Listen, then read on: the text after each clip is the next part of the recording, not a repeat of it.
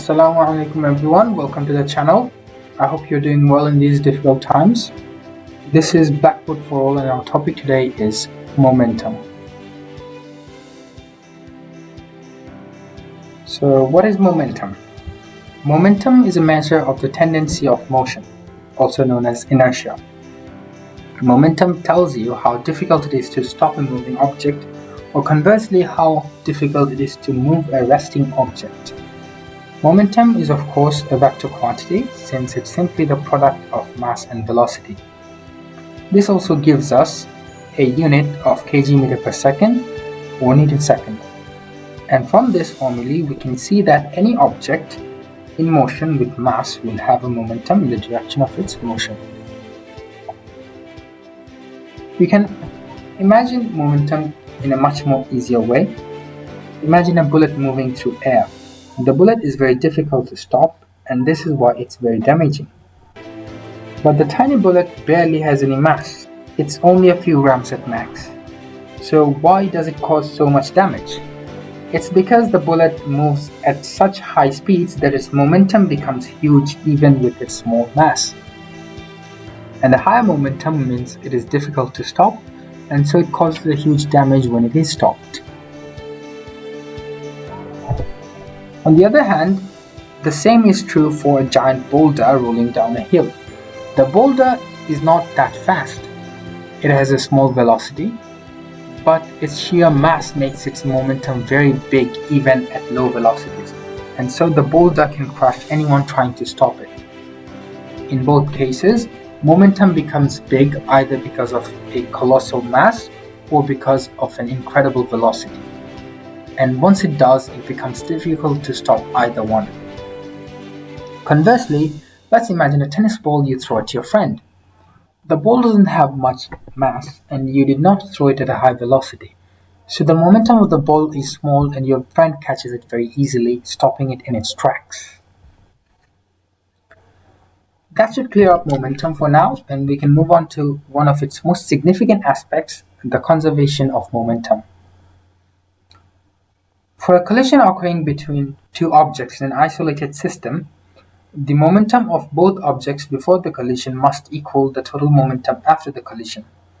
Of course, this gives us a nice little equation that says total momentum before collision equal to total momentum after collision. But we'll get to that in a bit.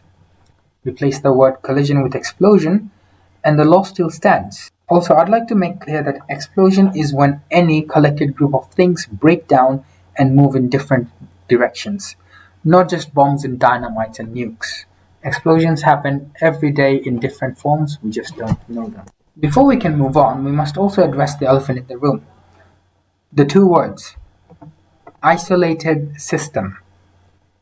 Most people just gloss over these words without even realizing its importance. So what does it mean? Simple, no external force.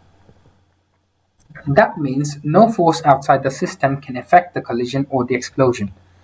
It's easier to demonstrate.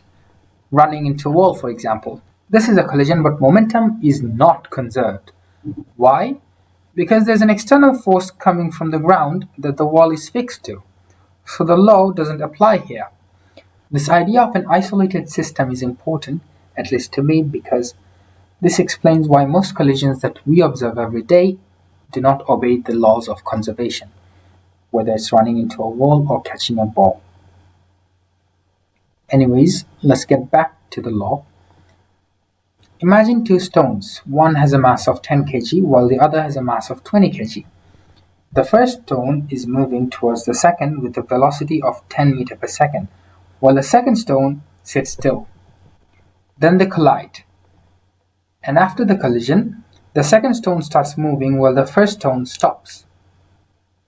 So what's the velocity of the second stone? We can work this out. Momentum before the collision, P, was equal to 10 times 10, the mass of the first stone times its velocity, plus the same for the second ball, which is 20 times 0 since the second ball isn't moving. So we get a total of 100 kg/meter per second. After the collision, the first ball is stationary, so its momentum is 10 times 0. And the second ball is now moving with v meter per second. That's the velocity we assigned to it. So its momentum is 20 times v. And we know that momentum before must equal momentum after. So 20v is now equal to 100. Solve this for velocity and we get v equal to 5 meter per second. Now I know this was a fairly simple math, but I wanted to show that even with all the momentum transferred to the second stone cannot exceed 5 meter per second. Since it's twice the mass of the first stone, it will have half the velocity for the same momentum. Now this time imagine the same collision, but the first stone bounces back with a velocity of 5 meter per second. So what's the velocity of the second stone now? It's simple actually. We calculate the momentum before the collision just as we did earlier.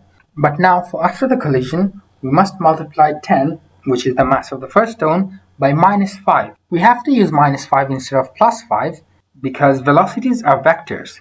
And since moving right was considered positive velocity, moving left must be negative velocity. And now we have 10 times minus 5 plus 20 times v, which all equal to 100, the initial momentum. 20v plus minus 50 equals to 100, and solve this for v, you get v equals to 7.5 meter per second. So the first stone bouncing back has actually added momentum to the second stone and increased its velocity from 5 to 7.5. The same problem as before, but instead of bouncing back, the first stone continues to move right at a velocity of 2.5 meter per second. So again, we calculate the new velocity of the second stone. We calculate the momentum before the collision just as usual. The momentum after is 10 times 5 plus 20v. So that means if the first stone keeps... The momentum before the collision now is 10 times 2.5 plus 20v, which is equal to the momentum before, which is 100. Solve this for v and you get v equals to 3.5 meter per second. So that means if the first stone keeps moving right, it does not transfer its total momentum to the second stone, which now has a smaller velocity than before. Now I know I kept the second stone stationary in all three problems, but I did so on purpose because if we started changing velocities all over the place, the video would drag on forever and never end. Momentum before collision, P1, is m1u1 plus m2v2. Momentum after collision, P2 is m1v1 plus m2v2. Since momentum before collision and momentum after must be equal, P1 equals to P2, and this gives us this lovely little equation. So even if the second stone was moving with a velocity of u2 before the collision, we could just plug in that value into the equation for the momentum and use it to calculate whatever velocity or mass we want to. Let's have a quick little look at explosions. Now, before exploding, things are gathered together and they move at the same velocity. We'll assume, in this case, that they don't move at all. After collision, the first stone has a mass of 1 kg and the second stone has a mass of 3 kg. If we say that the first stone is moving left with a velocity of 15 meters per second, what is the velocity of the right stone? Momentum before is of course 0, since the masses do not move. Momentum after is 1 times 15, the mass of the first stone times its velocity, plus 3 times v, the mass of the second stone times its velocity. This is equal to 0, equal to the momentum before the collision. We solve this for v and v becomes minus 5. Now I want to highlight two things about the velocity. The first is of course the negative sign. The negative sign comes because the velocity of the first stone must be opposite to the velocity of the second one and vice versa. Why? And this is the second thing that I want to highlight, which is because the momentum of the whole system was 0 before the explosion, the momentum of this stone will effectively be equal to the momentum of this stone, which means their velocities will have to be opposite in direction so that they cancel out the total momentum. And of course, because their momentums will be equal in size, this stone having a mass 3 times greater than this one will have a velocity 3 times smaller.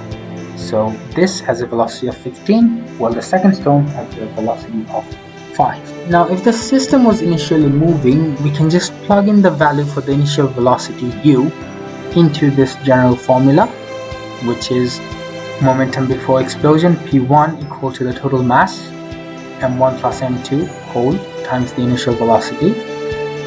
Then we can use the momentum after, which is P2 equal to m1 v1 plus m2 v2. Since momentum before and after explosion must be the same, P1 is equal to P2, and from here on we get this formula, which we can use almost anywhere.